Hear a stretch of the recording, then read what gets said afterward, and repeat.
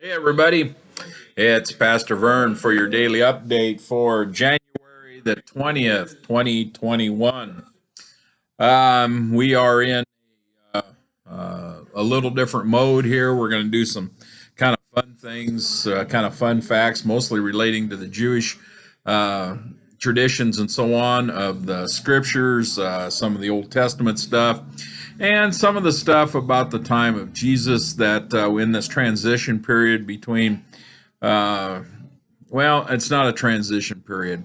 In this time where Jesus has made himself known to people, and some folks are leaving or changing how they see their relationship with God as Christians rather than Jews, and also non-Jews that are starting to have an opportunity to be a part of a relationship with God in the way that Jesus taught and described it. And so, we're going to have a little fun with this for a few days as we keep moving forward towards Lent, where then we'll try to do some things that will help with that. Lent is a relatively long season in the church, and so we'll see how much material we can find to do that. Today, we're going to talk about the Day of the Jews. Now, okay, that was actually a derogatory term. As we know, that at the time of Jesus's ministry, that the Romans were over the Jews. They had conquered their land. That they were part of the Roman Empire. The Jews were an occupied people, I guess you would say. But they did have some privileges, you know. One of the things about the Hebrew people was they were so stalwart about their God is that the Romans realized fairly early in their occupation of the territories that were traditionally known to be those of the Jewish people, is that they had to give them a little leeway, or else they were pretty hard to control.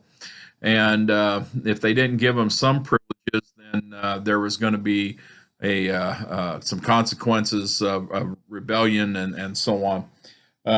Maybe even more than they were even at that time, because there was constant upheaval during the time prior to Jesus's ministry and afterwards between the Romans and the Jews.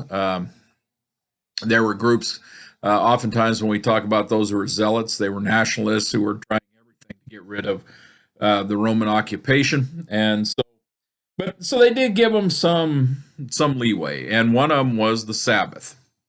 Now, the Sabbath, we know God had commanded those of the Israelites that on the seventh day that they should rest, that there was no work from sundown on Friday to sundown on Saturday. We got to remember the Jewish day traditionally in scriptural latitude starts in the evening, not in the morning, as we traditionally do it.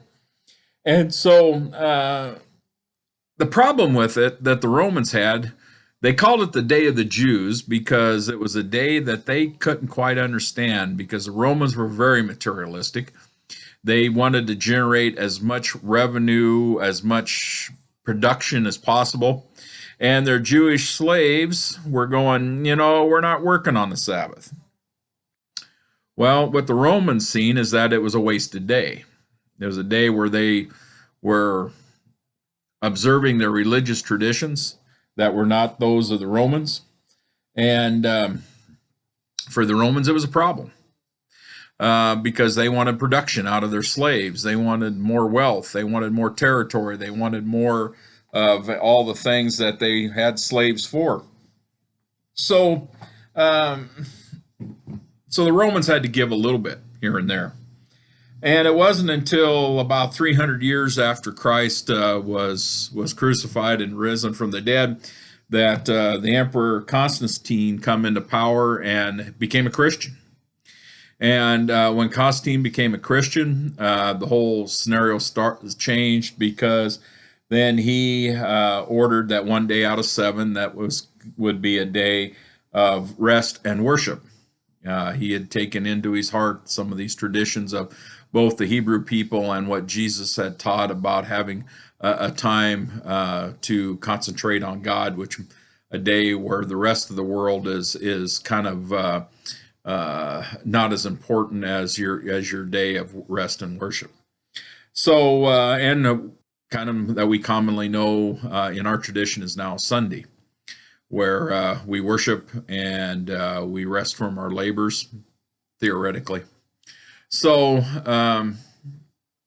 the observing of a Sabbath is important. You don't have to observe a Sabbath on Sunday.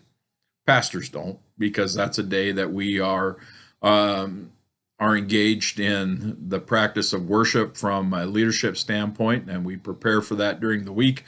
And so, if we have pastors who are observing Sabbath, they have to find another day to do that. It doesn't have to be on Sunday. All right. Well, y'all take good care of yourselves, watch out for others, and stay safe.